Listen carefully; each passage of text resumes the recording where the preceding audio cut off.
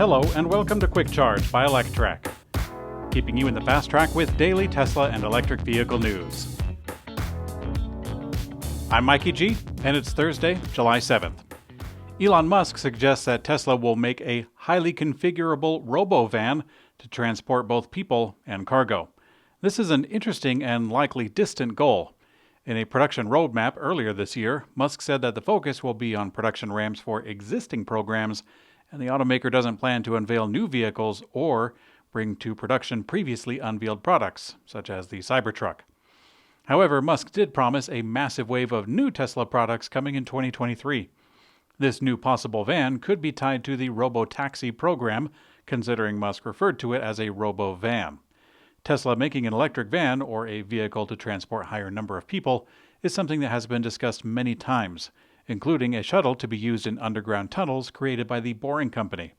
Neither Musk nor Tesla can provide a remote timeline for any of these programs, although the availability of battery cells is expected to ease up sometime in 2023, allowing for more and more different products.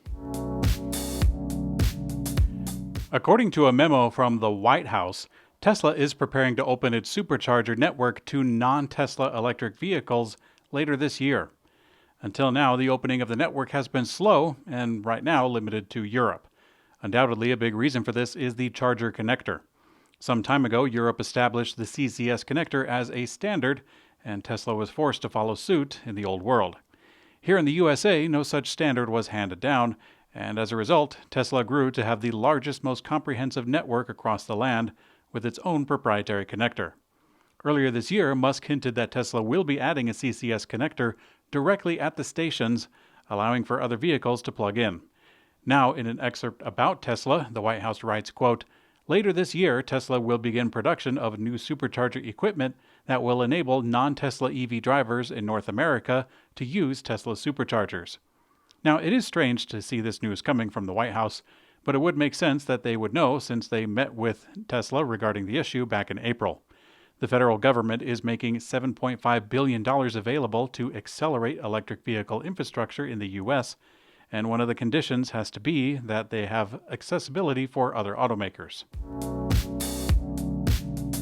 Tesla's energy division has had its best solar deployment quarter since 2017. A source familiar with the matter confirmed that Tesla deployed 71.5 megawatts of solar systems in the U.S. residential solar market in the second quarter of 2022. The bad news is that Tesla's solar roof product is still disappointingly low in deployment, hovering at just 2.5 megawatts of solar roofs during the quarter. That's about 23 roofs per week. At one point, Elon Musk said that Tesla's energy division would exceed the automaker in terms of revenue. But at this snail's pace of rooftop installations, perhaps there's another way that Tesla Energy plans on making money. Volkswagen has announced another battery investment, this time committing 20 billion euros to battery production. Volkswagen is also making a spin-off company for electric power, which is aptly named PowerCo.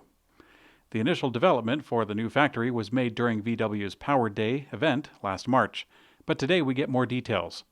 Volkswagen expects that their battery plants will eventually employ up to 20,000 people and eventually reach 40 gigawatt hours of annual production capacity, enough for around 500,000 EVs per year.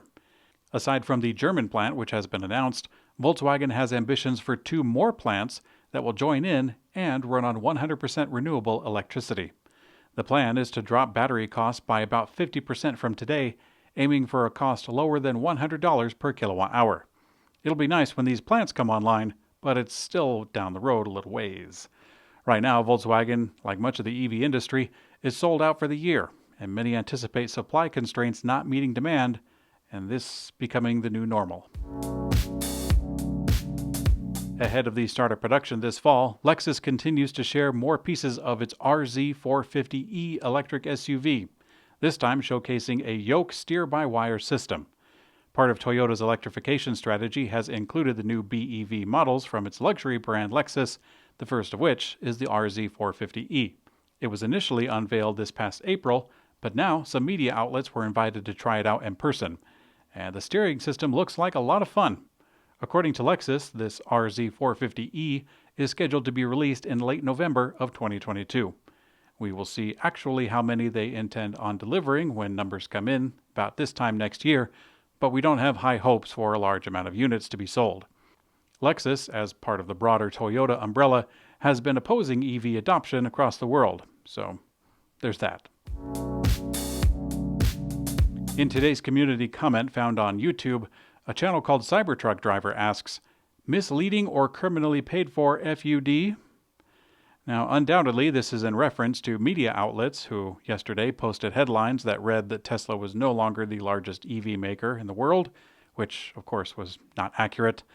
And my response to this, Cybertruck Driver, if you ask me, I think it was just the nature of our modern news industry. I don't think these headlines came from malcontent. Really, they just came from reporters, or more likely editors, who didn't really care to look at the details and just ran with what they had. I would say that we live in an era of misinformation and faulty reporting, but the more I read history, the more I realize that it's always been this way. At one point, it was believed that coal would never be surpassed as an energy source, and now many believe that oil will never be surpassed as an energy source. One thing is certain about our time, things are changing at a much faster rate than any other time in history. Except for the dinosaurs, things change pretty fast for them. Thanks for watching Quick Charge by Electrek. I'm Mikey G, and I hope you have a great day.